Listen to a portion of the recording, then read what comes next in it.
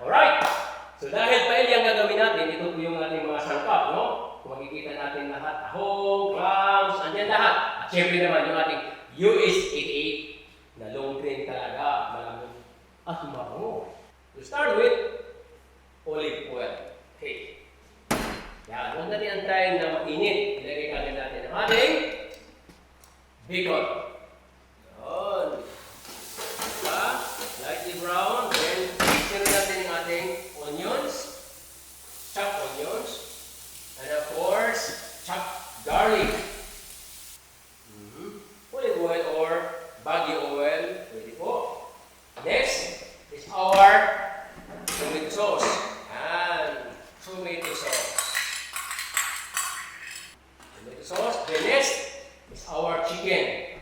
Original talaga, ginawa in Spain, hindi sila naglalagay ng debone chicken kung hindi po may bones talaga. Kasi one person is one cut like this, no? Parang anong cut. One tahong, one clams, yan. Kumbaga bilang na bilang nila. After the chicken, yung ating pork. Pag binili ko po, para naman medyo may budget akong konti, binili ko ay lomo. Kung wala namang lomo, pwedeng lean of pork lang, lean of pork. Okay? Sabay natin, ilagay ang ating US 88 premium long grain, malambot, mabango na rice. About 1 kilo. Yeah. Then na kailangan haluin, no? Saffron stock. Yan. Kulay dilaw dahil saffron, no? So, pakuluin na natin ang konti. At saka natin ilagay ang ating mga sangkap na iba.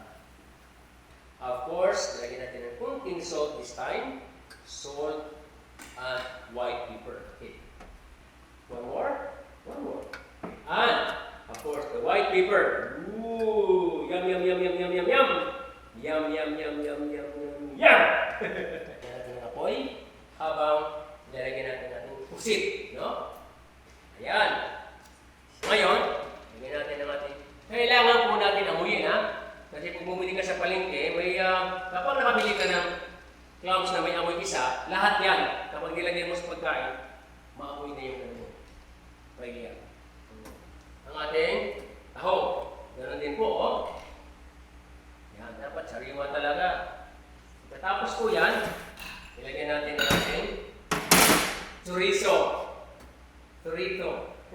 May chorizo tayong ilalagay. After that, lagyan natin ang ating shrimp. May hipon.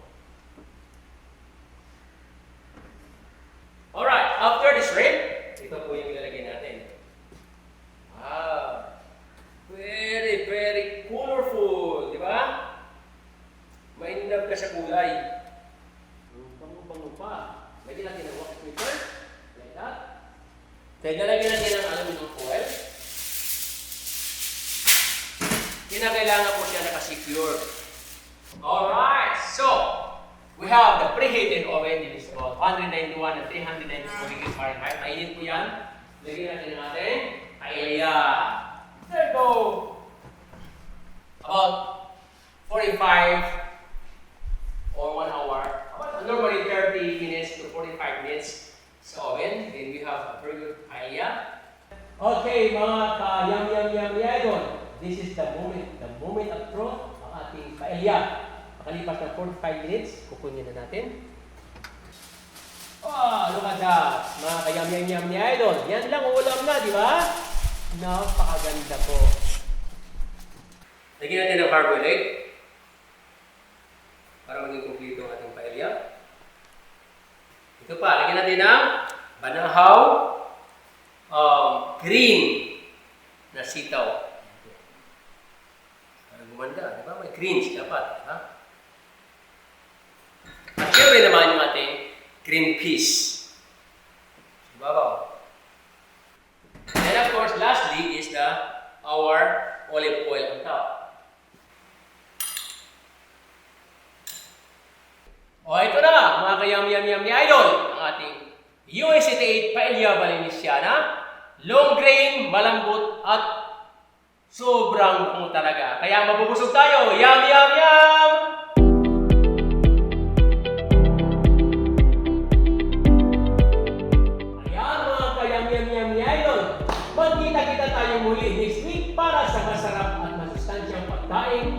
ipapahanda ko sa inyo. Dito lamang yan sa Yum Yum Yum ni Idol!